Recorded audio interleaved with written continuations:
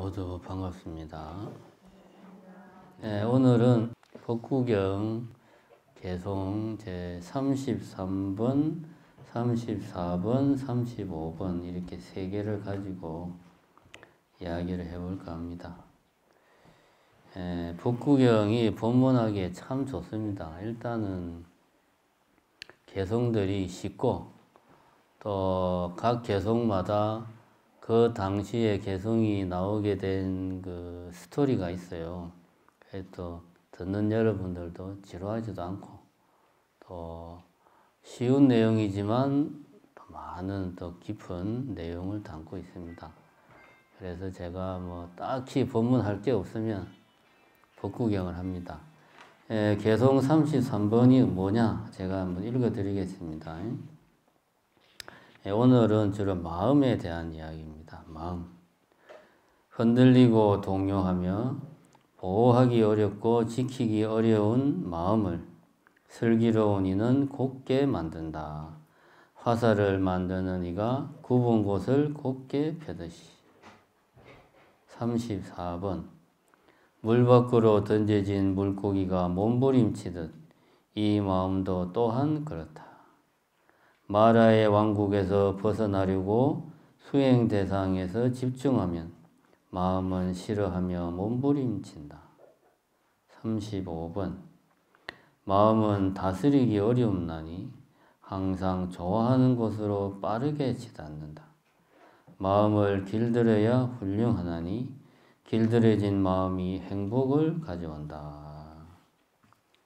이제 오늘 이야기는 마음을 잘 길들여야 행복이 찾아온다. 이런 이야기입니다. 이건 이제 그 부처님 당시에 33번하고 34번은 매기야 장로 존자라는 비구에 관련된 이야기고 35번은 이제 나름대로 열심히 수행해서 타심통을 얻은 그 제가 신도, 제가 여자 신도죠. 마띠카의 어머니라고 하는 여자 신도와 보살과 관련된 그런 개송입니다. 이 메띠카 존자 이야기는 뭐냐 하면 우리가 이제 흔히 알고 있듯이 부처님을 시봉했던 시자는 누구죠?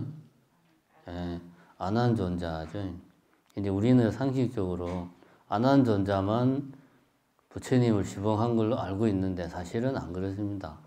총 자료를 보니까 8명의 스님이 부처님을 시봉을 했어요. 근데 그 중에서 아난존자가 제일 오래 했고 마지막까지 열반할 때까지 하셨죠. 다른 스님들은 이제 뭐 아난존자만큼은 오랫동안 안 했죠. 그 중에 아난존자 직전에 시봉을 한 스님이 이제 이 매기야 존자 비구인데 이분하고 관련된 이야기입니다. 이 내용을 보니까 이게 아주 이 시자 살아본 사람은 이게 피부에 와닿는 이야기더라고. 이제 한 번은 이제 매기야 그 비구 매기야하고 부처님하고 딱 두 분만 계시던 적이 있었어요. 다른 스님들이 같이 있는 게 아니고 경전에 보면 그런 경우가 종종 나옵니다. 이제 두 분만 있는데 하루는 매기야 이 비구 매기야가 탁발을 나가가지고 마을에 탁발을 나가서 탁발을 하고 들어오는데 강변에 보니까 망고나무 숲이 아주 멋있는 망고나무 숲이 있는 거예요. 이 숲을 보고 매기야 이 비구가 이런 생각이 들었답니다. 이 망고나무 숲이 참 아름답고 즐길만하다. 이 망고나무 숲은 정진하길 원하는 훌륭한 가문의 아들이 정진하기에 알맞다. 세존께서 허락하신다면 나는 이 망고나무 숲에서 정진하러 오겠다. 그러니까 훌륭한 가문의 아들이 누구냐 하면 자기를 이야기하는 거죠. 그러니까 정진하기를 원하는 훌륭한 가문의 아들이 정진하기 좋은 장소다. 말은 이렇게 했지만 본심은 뭡니까? 망고나무 숲이 참 멋있네. 나 여기 좀 살고 싶어. 이거죠. 뭐 간단하게 말하면 이겁니다. 그래가지고 탁발을 마치고 부처님 처소에 이제 돌아와서 부처님한테 이야기를 합니다. 제가 갔다 오는 길에 보니 아주 정진하기 좋은 망고나무 숲이 있던데 제가 거기서 정진할 수 있도록 허락을 해 주십시오. 그러니까 부처님께서 매기하여 우리는 둘뿐이므로 다른 수행생이 올 때까지 기다리라. 그러니까 부처님 혼자 계시면 시봉할 사람이 없으니까 부처님이 누구 다른 스님이 오면 그때 임무교대하고 가라. 뭐 그렇게 서두르냐 이런 이야기죠. 그러니까 이 매기야 비구가 다시 또 간청을 한 거예요. 어떻게 했냐. 세존이시여 이 말한 걸 보면 참 우리가 보기에는 참 건방지다는 느낌도 들고 모르죠 또. 세존께서는 더 이상 하실 일이 없고 하신 일에 더 이상 보탤 일이 없지만 저는 더 할 일이 있고 한 일에 더 보탤 일이 있습니다. 세존께서 허락하신다면 망고나무 숲으로 정진하러 가겠습니다. 그러니까 이제 부처님께서는 이미 깨달음을 얻었으니까 더 이상 할 일이 없지만 뭐 부처님은 수행 안 해도 되지만 나는 아직 깨닫지를 못했으니 수행할 일이 아직 많이 남아 있으니까 저는 그 망고숲에 가서 수행을 하겠습니다. 당신하고 내하고 처지가 다르지 않냐 이런 이야기죠. 참 어떻게 보면 이게 이제 사실은 시봉하는 스님들이 하는 큰 고민 중에 하나죠.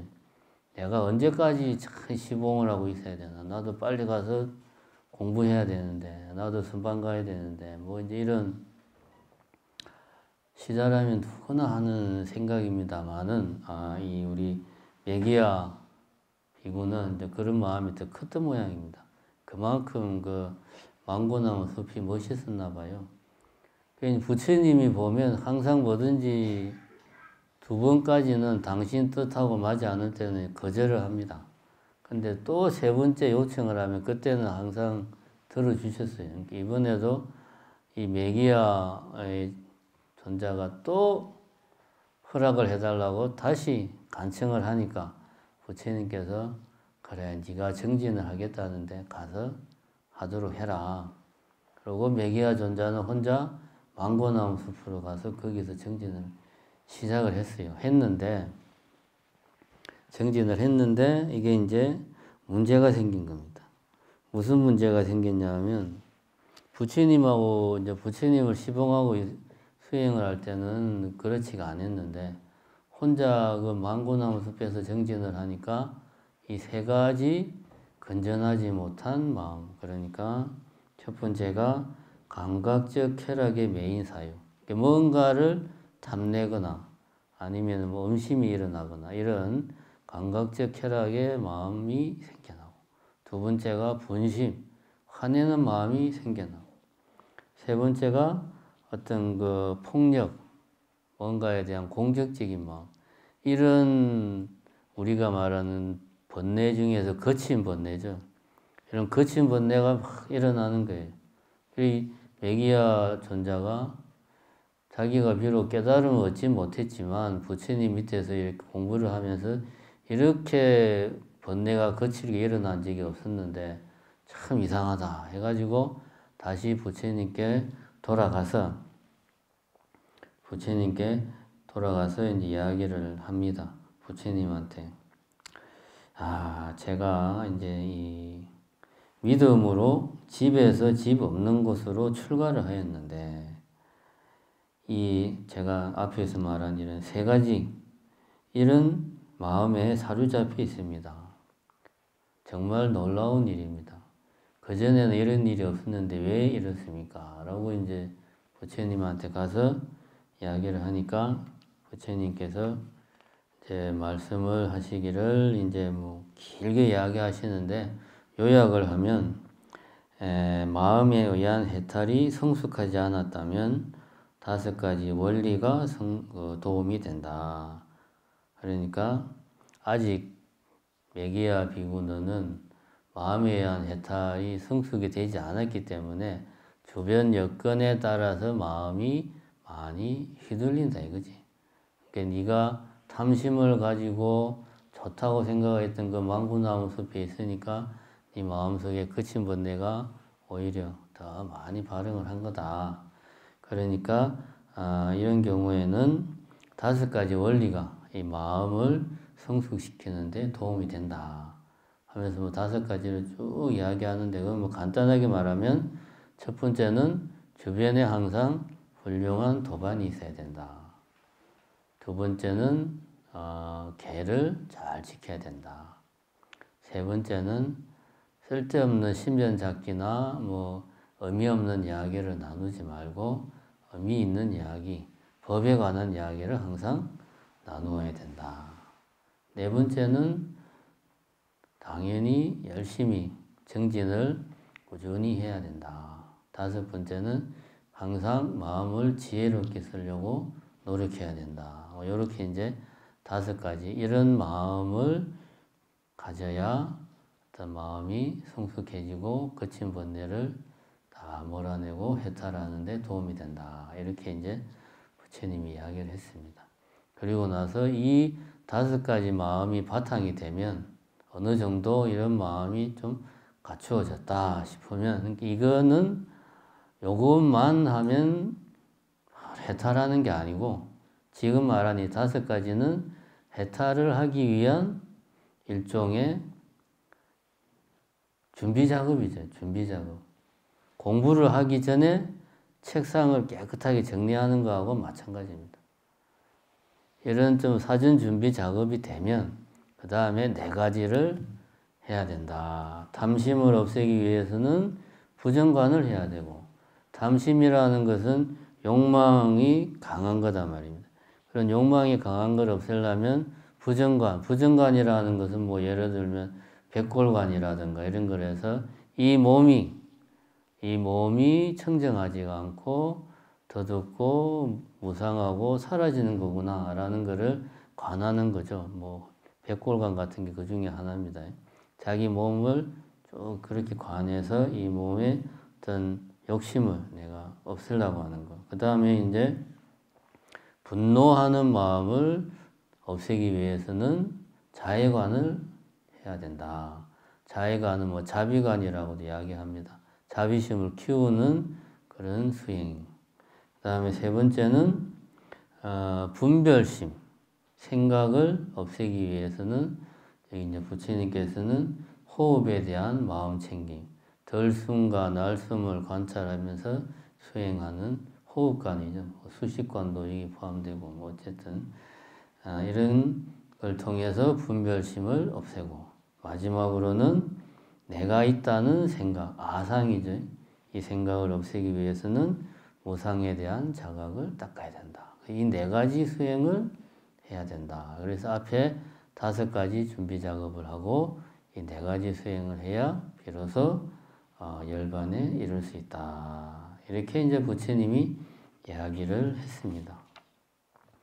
그러니까 이 매기야 비구의 이야기를 보면 이 개송에서 이야기하듯이 마음이라고 하는 것은 첫 번째가 흔들리고 동요한다. 두 번째가 그래서 보호하기 어렵고 지키기 어렵다. 라는 걸 우리가 인정을 해야 됩니다. 마음이라는 게 항상 안정되어 있고 믿을 수 있고 신뢰할 수 있고 뭐 그런 게 아니라는 거죠. 마음이라는 게. 부처님이 말씀하시기를 마음은 원래 흔들리고 동요하고 지키기 어려운 거다. 그러니까 더욱더 우리가 어떻게 해야 됩니까? 마음을 잘 다스리기 위해서 노력을 해야지 마음 가는 대로 내가 쫓아가면 너처럼 망고나무 숲이 좋다고 거기서 수행하다가 오히려 거친 번뇌에 수행이 힘들어지는 그런 경우가 생긴다. 첫 번째, 마음은 흔들리고 동요하는 것이니까 잘 다스리려고 노력해야 된다. 이런 이야기를 부처님이 이제 하신 겁니다. 그래서 비유로 들기를 화살을 만드는 이가 굽은 곳을 곱게 펴듯이 이 마음이라는 게 화살이 자, 이 비유를 잘 보면 화살 뭐 어떤 대나무든 뭔가를 가지고 화살을 쓰려면 이 나무가 삐뚤빼뚤하고 굽어 있으면 화살로 쓸 수가 없다 이겁니다. 이 화살이 화살로서 자기 용도를 다 하려면 올바르고 똑바라야 되는 거지. 곧아야지 화살로서 의미가 있지. 삐뚤빼뚤하면 그건 못 쓰는 화살이에요. 마음도 마찬가지다. 마음이라는 것도 이게 지 마음대로 막 언제 무슨 생각을 어떻게 할지 내가 내 마음을 모르면 그 마음은 아무 짝에도 쓸모가 없다. 그런 이야기입니다. 마치 굽은 화살이 쓸모없는 것처럼 이렇게 슬기로운 이는 마음을 항상 잘 다스린다. 왜? 원래 마음은 보호하기 어렵고 다스리기 어려운 거니까. 그러니까 마음을 내서 잘 다스리려고 노력을 해야 돼요. 우리 일상생활에 비추어서 생각을 해보면 우리는 항상 이런 생각을 합니다. 참 세상에 마음대로 되는 일이 없구나. 세상 사람들이 내 마음대로 해주면 내 뜻대로 내 자식이든 뭐 주변의 친지든 뭔가 좀 내가 생각하는 대로 원하는 대로 해주면 좋겠는데 그렇게 안 한다 이거지. 그래서 화도 나고 우울증도 생기고 막 그러는데 가장 근본적인 원인은 부처님이 말씀하시는 건 그 사람들이 문제가 아니고 우선 내 마음대로 안 되는 것들은 다른 사람의 마음, 뭐 이 세상 그게 아니고 내 마음부터 내가 내 마음대로 못한다 이거야. 그러니까 모든 번뇌가 생긴다. 내 마음을 내가 마음대로 못하면 거기에서 모든 번뇌가 생기니까 내 마음을 잘 다스려야지만이 마치 곧은 화살이 화살로서의 어떤 그 효용성이 있는 것처럼 마음도 잘 다스려진 마음이라야 비로소 그 마음은 힘이 있고 내가 뭔가 하고자 할 때 내 뜻대로 일을 해나갈 수가 있는 거다. 이런 맥락을 이야기를 하고 있습니다. 같은 내용을 이제 비유를 바꿔서 이렇게 이야기를 합니다. 물 밖으로 던져진 물고기가 몸부림치듯 이 마음도 또한 그렇다. 물고기가 물 밖에 나오면 숨을 못 쉬니까 막 몸부림을 치잖아요. 그걸 이야기하는 겁니다. 마음도 역시 물 밖으로 나오면 어디에서? 중생심에서, 그죠? 탐심, 진심, 무명, 우리가 삼독심이라고 말하는 이 중생심을 내가 벗어나려고 하면 제일 먼저 누가 브레이크를 겁니까?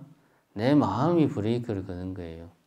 마치 물고기가 물 밖에 나온 물고기가 살겠다고 몸부림치는 것처럼 중생심이 나 원래 하던 대로 돌아가려 하면서 막 발악을 하는 거예요. 그것은 마치 물 밖으로 던져진 물고기가 몸부림치는 것처럼 이 마음도 그렇다. 마라의 왕국에서 벗어나려고 수행 대상에 집중하면 마음은 싫어하며 몸부림친다. 부연 설명을 하는 거죠. 마라의 왕국이 어디입니까? 마라가 누구지요? 마라? 마왕파순을 마라라고 그러죠. 이제 이게 인도 말이니까 그런데 마왕이죠. 쉽게 말하면 이 사바세계, 이 중생계의 중생들의 번뇌와 욕심을 먹고 사는 모든 존재들의 최고 대장이 마왕파순, 그게 이제 마라다 이거야.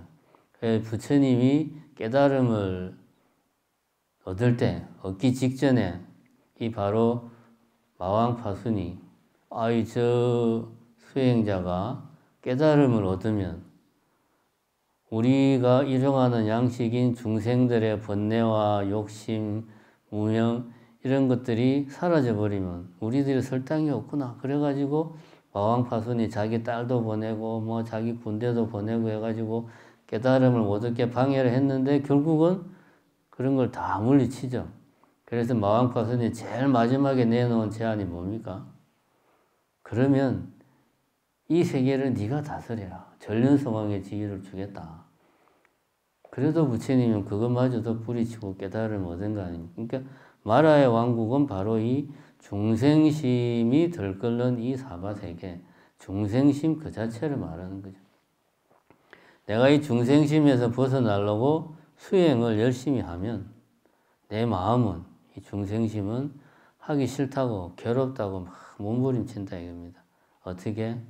한번 나도 참선을 한번 해봐야지 해가지고 앉아가지고 1분도 안 됐는데 머릿속에 온갖 잡생각이 막 일어나고 막 다리도 아프고 허리도 아프고 이게 다른 게 아닙니다. 이게 바로 내 중생심이 내 하던 대로 내비도 하고 막 그냥 하기 싫다고 막 땡깡을 부리는 거죠. 쉽게 말하면.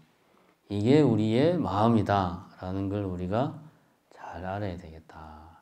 그래서 이 메기야 비구의 그 이야기에서 우리가 알 수 있는 것은, 자, 제일 중요한 것은 이겁니다. 첫 번째는 내 마음을 믿지 마세요. 여러분의 마음은 중생심입니다.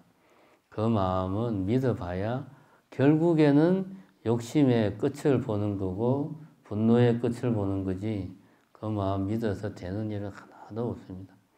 왜냐하면 이미 부처님 이야기했듯이 이 마음은 흔들리고 동요하고 지키기 어려운 거니까. 그러니까 우리는 이 마음을 항상 잘 다스리려고 노력해야 된다. 이걸 우리가 명심을 해야 됩니다.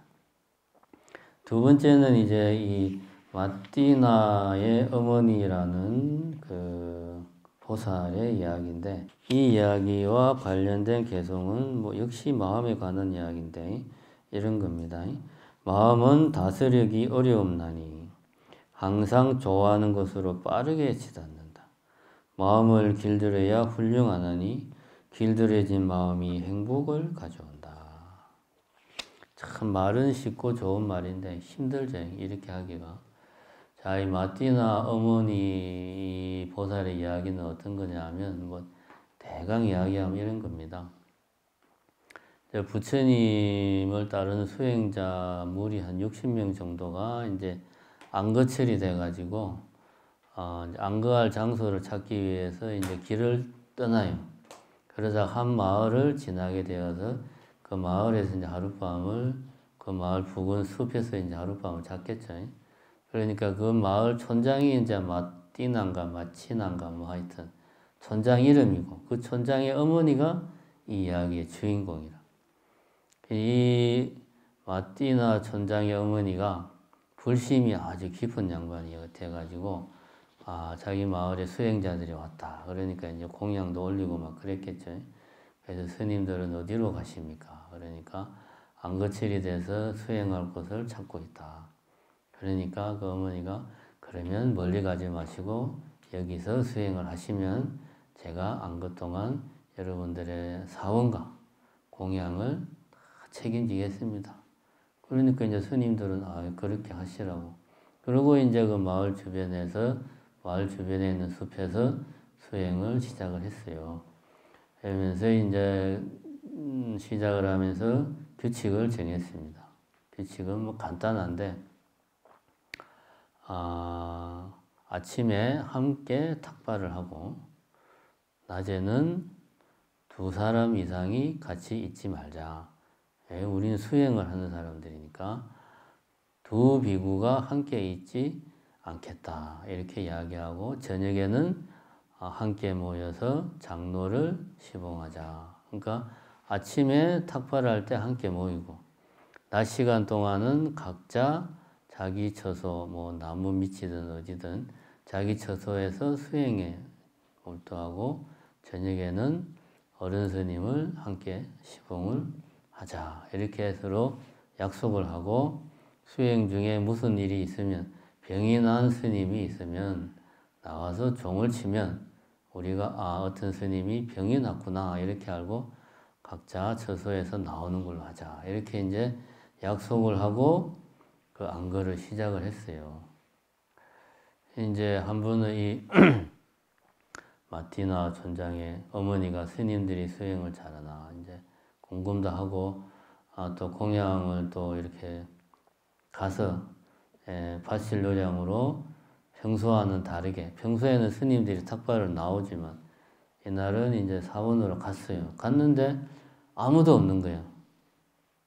다들 어디로 갔을까? 그러다가 이제 마침 한 스님이 있길래 왜 스님들이 한 명도 안 보입니까? 물어보니까 지금은 다 각자 처소에서 수행을 하고 있습니다. 아니 그 스님들이 마을에 탁발하러 올 때는 함께 이렇게 다 나오시던데 왜 이렇게 지금은 각자 이렇게 있나요? 그러니까 각자 이렇게 수행을 하기 위해서 그런다. 그러면 제가 스님들을 보려면 각 스님들을 개별적으로 이렇게 봐야 됩니까? 그러니까 그렇게 할 필요는 없고 스님들을 볼 일이 있으면 종을 치면 된다. 그러면 스님들이 나올 거다. 이제 이 보살이 종을 땅땅땅 치니까 진짜 스님들이 무슨 일이 있나 싶어가지고 다 나온 거예요. 그래서 이제 공양을 대접을 하고 이 이제 보살이 자기는 그 전에 이제 공양 스님들 대접만 했지 직접 스님들이 수행을 하는 것을 보지를 못했는데 처음 보고 스님들이 각자의 처소에서 혼자 수행을 하는구나. 이걸 보니까 나도 수행을 하고 싶다 이런 마음이 들어서 물어봤어요. 나도 수행을 하고 싶은데 어떻게 해야 되냐라고 이제 이렇게 물어보니까 이제 그 스님이 대답을 하기를 이게 이제 쉽게 말하면은 비파사나 수행을 해서 무상과 고와 무아를 체득을 해서 열반을 하는 이것이 우리의 수행이다. 이런 이야기인데 이제 그 이야기를 해줍니다. 몸의 32가지 부분을 관찰을 하고 관찰을 하면서 이 몸의 무상함을 내가 자각을 하는 것. 그렇게 해서 이 몸이 무상하니까 그래서 고통이고 그래서 나라고 하는 것이 없다는 것을 깨달아서 그래서 열반 해탈로 가는 수행을 하고 있다. 이제 이렇게 이야기를 합니다. 그러니까 이 보살이 그 이야기를 듣고 나도 집에 가서 내 몸의 32가지 부분을 이렇게 딱 면밀하게 관찰하는 수행을 해야 되겠다. 해서 집에 가서 열심히 수행을 해서 그만 깨달아 버렸어요. 이 보살이 열심히 해가지고 깨닫는 데는 뭐 스님 먼저 하고 뭐 보살 나중에 하고 그런 거 없습니다. 열심히 하면 뭐 남녀노소 불문하고 열심히 하면 최고입니다. 근데 보살이 딱 깨닫고 나서 이 우리 스님들이 공부를 잘하고 있나 이게 이번 철에 내가 이렇게 딱 시봉하는 스님들 중에 어떻게 아라한가를 성취할 스님들이 있을까 해서 이제 딱 천안통으로 이제 깨달음을 얻었으니까 보니까 이게 깨달은 스님이 없는 거야. 어째 이런 일이. 그래서 왜 그렇게 스님들이 깨달음과 인연이 이번 생에 깨달을 인연이 없나 하고 또 쫙 스님들 난다지 스님들 살펴보니까 다 인연은 있어요. 깨달을 인연은 있는데 아직 깨달음을 얻지 못하는 거지. 그럼 스님들이 게을러서 그런가? 또 쫙 보니까 이 천안통으로 쫙 보니까 스님들 게으른 스님들이 없어요. 열심히 정진을 해. 근데 왜 이 스님들이 깨달음을 얻지 못하나? 해서 자세히 천안통으로 이제 또 타심통까지 동원해 보니까 경전에는 그렇게 나옵니다.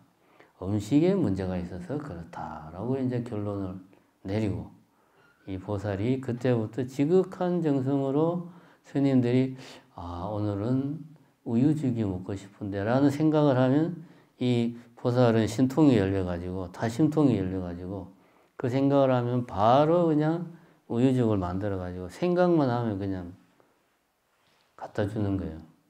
그래서 그 철에 그 스님들이 다 깨달음을 얻었어요. 그래가지고 안거를 마치고 부처님을 찾아가서 이제 쭉 이야기를 하니까 우리는 어느 마을에 있었는데 그 보살이 타심통이 열려서 우리가 생각만 하면 다 정말 이렇게 너무나 잘 우리를 시봉을 해서 다 우리가 열심히 수행을 해서 깨달음을 얻었다. 이렇게 이야기를 하니까 이게 이제 소문이 난 거예요. 부처님 제자들한테. 그래서 한 스님이 야 진짜 그 보살이 다심통이 열렸다 이거지. 내가 가서 한번 그럼 나도 거기서 한번 수행을 해봐야 되겠다. 이런 생각이 든 거예요. 그래서 한 스님이 거기를 갔어요. 가면서 마을 가까이 와서 진짜 이 보살이 다심통이 열렸나 의심이 되잖아요. 그래서 마을에 들어가기 전에 마음속으로 생각을 한 거예요. 내가 며칠 동안 먼 길을 걸었으니 누가 사원을 깨끗하게 청소해 줬으면 좋겠다 라고 생각을 하니까 당연히 그 보살은 타심통이 열렸으니까 아 지금 어떤 스님이 오고 있는데 사원을 청소해 주기를 원하는구나. 그래서 미리 청소를 쫙 해놨어. 이 스님이 타심통이 있긴 있는 모양이네. 이제 도착을 하니까 먼 길을 걸어와서 이제 목이 마르잖아요. 아 목이 마른데 뭐 시원한 과일 주스가 먹고 싶구나. 그러니까 또 이 보살이 또 얼른 마음으로 생각만 했는데 얼른 또 과일 주스를 준비해가지고 갖다 드리는 거예요.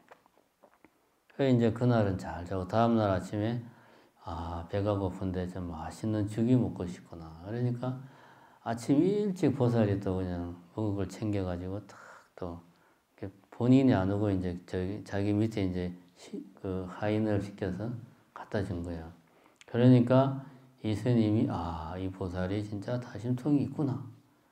그래서 이제 마음속으로 내가 이 보살을 한번 보고 싶구나 라고 생각을 하니까 이 보살이 이제 마을에서 딱 있는데 저 사원에 있는 스님이 나를 보고 싶어 하는구나 해서 이제 사원으로 갑니다. 가니까 스님이 대뜸 당신이 다심통이 열렸다고 하는데 진짜 그렇습니까? 물어보니까 저는 그런 건 아니고요. 우연히 뭐 다심통이 열리지 않아도 우연히 맞을 수는 있지 않겠어요? 라고 이제 말을 돌려서 이야기했어요. 그 스님이 자꾸 물어봐도 그 보살은 내가 다심통이 열렸다라고 말하지 않고 저는 그런 건 잘 모르고 그냥 우연히 그런 게 아닐까요? 라고 이제 말을 둘러서 이야기했어요. 그래 이제 이 스님이 이제 보살이 가고 나서 가만히 생각을 해보니까 저 보살이 마음을 흔히 꿰뚫어 보는데 내가 그러면 수행에 관한 생각을 하고 좋은 생각만 할 때는 문제가 없는데 내가 나쁜 생각을 하면 그 생각도 그 보살이 다 알아차릴 거 아니냐. 이 생각이 드니까 불안한 거예요. 만약에 내가 여기서 저 마을에 있는 보살이 저렇게 공양하고 시주하는 것으로 내가 공부한다고 있으면서 마음속으로 나쁜 생각을 하면 그 보살이 다 알아서 찾아와가지고 내를 혼내고 막 나무라고 내를 쫓아내면 어떻게 하나 이런 생각이 들어가지고 그냥 야반도주를 했어요. 스님이 야반도주를 해가지고 부처님한테 가니까 부처님이 아니 너는 왜 이렇게 일찍 돌아왔느냐. 그러니까 이제 여차저차 해가지고 제가 그 마을에서는 도저히 수행을 할 수가 없습니다. 그러니까 부처님이 정색을 하고 너는 꼭 그 마을에서 수행을 해야지만 깨달음을 얻을 수 있다. 너의 인연이 그렇게 되어 있다. 하고 이야기하면서 가라고 이제. 이 스님이 싫다고. 나는 그 보살 때문에 못 가겠다고. 그래도 너는 거기에 가야지만이 깨달음을 얻을 수 있다. 저는 정말 그 보살이 다심통이 열려 있는데 지금 제 마음으로는 갈 수가 없습니다. 그러니까 부처님이 그러면 내 말을 잘 새겨서 가라. 그 말의 내용이 이제 그런 겁니다. 너는 다른 건 다 필요 없고 한 가지만 지키면 된다. 뭐다? 너의 마음만 잘 지켜라. 너의 마음이 다른 생각, 나쁜 생각, 아니라는 생각을 하지 않도록 너의 마음만 잘 지키겠다. 요 생각만 하고 마을에 들어가면 아무 일이 없을 것이다. 해서 이제 이 스님이 부처님 말씀을 믿고 마을에 들어가면서 나는 내 마음 하나만 딱 지켜야 되겠다. 이렇게 생각하고 이제 마을에 들어가서 열심히 다른 생각 안 하고 내 마음 하나만 지켜야 되겠다 하고 이제 열심히 수행을 해서 이 스님이 깨달은 거예요. 깨닫고 보니까 그 보살이 참 나를 많이 도와주었구나 이런 여러 측면에서 그게 대한 감사한 마음이 생기고 그 다음에 이 보살이 과연 이 금생에만 이번 생에만 나를 이렇게 도와주었을까? 아닌 것 같아. 너무 도와주는 게 지극하니까 그 전생, 과거 생에도 도와주지 않았을까 해서 또 신통을 발휘해가지고 자 과거 생을 쭉 돌아보니까 정말 이 보살이 과거 생에도 자기하고 인연이 쭉 있어가지고 계속 도와준 거예요. 그렇게 쭉쭉쭉 보다가 99번째 생을 딱 보니까 이거 뭐냐 그 보살이 자기 아내였어. 99번째 전생이 아내였는데 외간 남자랑 바람이 났어. 그래가지고 외간 남자랑 작당을 해서 자기를 죽여버렸어요. 99번째 생이. 어떻게 이런 일이. 그러던 찰나에 그 보살도 역시 저 스님이 깨달음을 얻었구나. 그리고 지금 전생을 쫙 이렇게 돌아보면서 나와 이 어떤 맺어진 인연들을 하나씩 보고 있구나 라는 것을 이 보살도 알고 자기도 같이 두 사람의 전생을 쭉 훑어서 올라가니까 99번째 생에 자기가 이제 그런 거야. 어떻게 내가 그럴 수 있을까? 그 스님은 99번째 생에서 충격을 받아가지고 멈췄고 이 보살은 내가 그럴 리가 없다 해서 다시 100번째 생으로 빠꾸를 해보니까 100번째 생에는 반대로 이제 반대였던 거지. 이제 그 스님이 역시 100번째 생에도 두 사람이 부부였는데 이제 그 스님이 이제 외간 여자랑 이제 눈이 맞아가지고 자기 아내를 죽인 거지. 서로 그렇게 악연으로 엮인 사이였던 거예요. 그 이후로 이제 보살이 이제 지금은 스님인 그 사람을 지극하게 도와준 거죠. 그래서 그 보살이 마음속으로 이제 다심통이 열렸으니까 그 스님도 깨달았으니까 그 보살이 스님에게 마음속으로 외칩니다. 그 앞생도 보세요. 그러니까 그 소리가 이제 그 스님한테도 갔겠죠. 둘 다 이제 깨달음을 얻었으니까. 그래서 이 스님이 그래서 100번째 생을 보니까 이런 일이 있었던 거예요.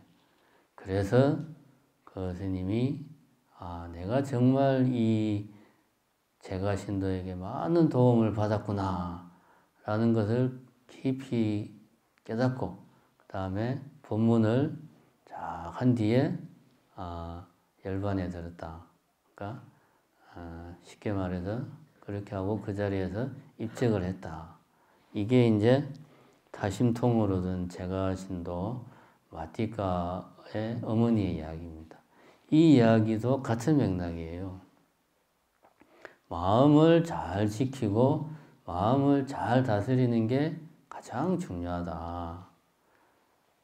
이제 이 다심통의 이야기가 나온 것은 우리가 이제 내 마음은 내가 표현을 안 하면 아무도 모르니까 내가 속으로 무슨 생각을 하는지, 내가 나쁜 생각을 하는지, 좋은 생각을 하는지, 화를 내는지, 저 사람을 미워하는지 내가 표시만 안 내면 모르지 않겠냐. 이렇게 생각하고 내 마음을 잘 다스리려고 하는 생각을 안 하는 것, 이거는 문제가 있다. 그래서 이제 이런 다심통 이야기를 하면서 마음을 잘 지켜라. 어떻게? 마치 누군가 내 마음을 환히 들여보고 있다는 이런 마음으로 그러니 내 마음을 잘 내가 다스려야 되겠다. 이런 마음으로 수행을 해야 된다. 그런 이야기죠. 그래서 이제 35번 개송이 이제 그런 겁니다. 마음은 다스리기 어려우나니 항상 좋아하는 곳으로 빠르게 치닫는다. 그죠? 마음을 길들여야 훌륭하나니 길들여진 마음이 행복을 가져온다. 이제 이 오늘 개송이 이야기하고 있는 것은 내 마음을 잘 다스리는 것이 행복으로 가는 지름길이다. 내 마음을 다스리지 못하고 세상이 내 뜻대로 안 된다고, 다른 사람들이 내 마음대로 안 한다고 화를 내고 슬퍼하는 것은 잘못된 생각이다. 내 마음부터 내 마음대로 할 수 있도록 내 마음부터 잘 다스리는 게 가장 중요하다. 이런 이야기가 오늘 법구경 개송에서 하는 이야기입니다. 어제 그 기자가 와서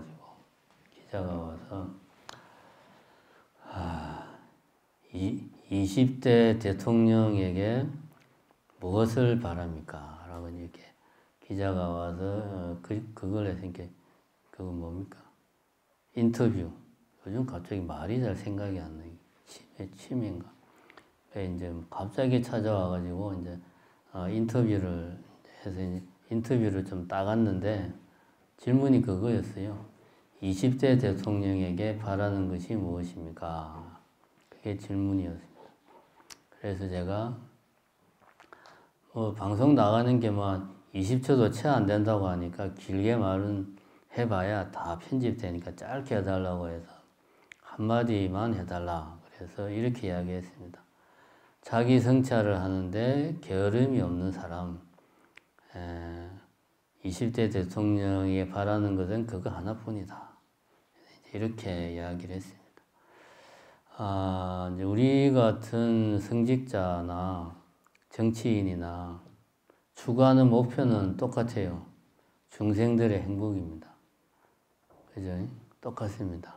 다만 방법이 좀 다릅니다. 우리는 어떤 종교적인 여러 어떤 시스템, 특히 이제 불교는 불교적 수행을 통해서 중생들이 행복할 수 있도록 노력하는 것이 우리가 하는 일이고, 정치인들이 하는 일은 법과 제도를 통해서 중생들이 행복할 수 있도록 노력하는 게 정치인들이 하는 일이에요.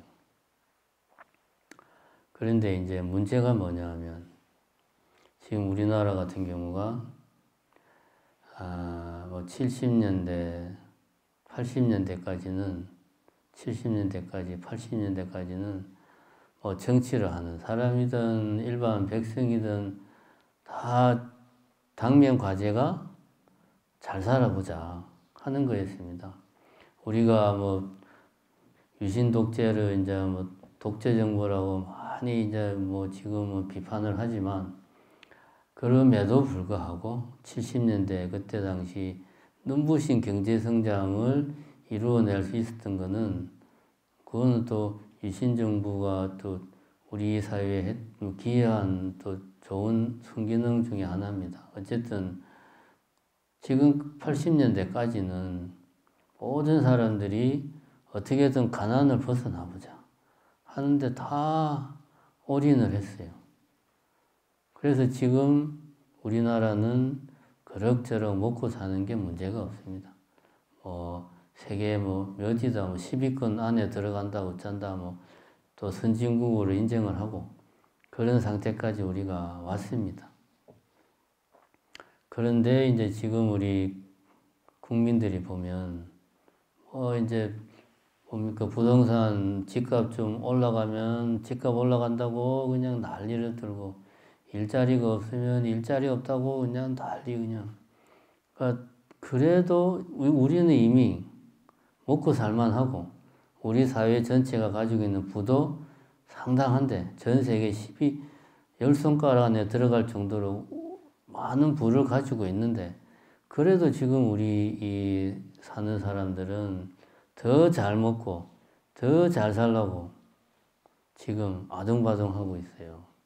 그리고 옆 사람이 자기보다 조금이라도 더 잘 살면 배가 아프고 그런 것들이 갈등이 생기고 막 그러고 있어요. 그러니까 이제 20대 대통령이 누군지는 내일이 되면 판가름이 나겠죠. 제가 볼 때는 누가 되든지 간에 지금 우리에게 필요한 것은 경제적인 행복이 아닙니다. 제가 보기에는 경제적인 행복은 이미 어느 정도 우리는 누릴 수 있는 여건이 왔고, 이제는 우리 백성 국민들이 정말 모든 면에서 행복할 수 있도록 정치하는 사람들이 노력을 해야 된다. 그러자면은 제일 중요한 게 앞에서 이야기했듯이 자기 마음을, 아니 대통령부터가 지 마음을 제대로 다스리지 못하고 이런 정책 뭐 저런 정책을 펴고 자기하고 좀 이해관계가 다른 정치 집단에 대해서 막 공격하고 그러면 나라가 제대로 안 돌아가죠. 권력이 강하면 강할수록 주변에서는 그 고집이나 아집이나 내가 옳다는 생각만 커지고 주변 사람들이 이야기를 안 들어요. 지금 뭡니까? 지금 누굽니까? 푸틴이 저렇게 누가 봐도 상식적으로 이해가 안 되는 전쟁을 저렇게 벌이고 있는 게 여러 가지 이야기를 합니다만은 그 중에 하나가 푸틴이 오랫동안 러시아에서 독재를 하다 보니까 지원을 해줄 사람들이 없대. 그러니까 이제 저런 상황에서 주변에서 현실을 올바로 볼 수 있게 못한다면 본인이라도 자기 성찰을 해서 내가 지금 무엇을 어떻게 하고 있는지, 내가 이런 정책을 하는 게 사실은 어떤 마음에서 내가 이런 정책을 하려고 하는지 본인이 그거를 항상 알아차리고 잘못된 게 있으면 고치려고 노력해야 돼요. 그러면은 힘든 일은, 어려운 일은, 이 국가의 운명이 풍전등화에 막 휘둘릴 일은 없습니다. 그래서 제가 볼 때는 가장 중요한 게 오늘 이 법구경 개성에 나온 이 이야기를 앞으로 몇 시간 뒤면 누가 될지 판가름 나겠지만 그분이 마음속에 새기고 매일 아침마다 자기 마음속에 새기고 자기 성찰하고 내부터 내 마음을 잘 다스리려고 노력을 해야 되겠다. 이런 마음으로 살아갔으면 좋겠습니다.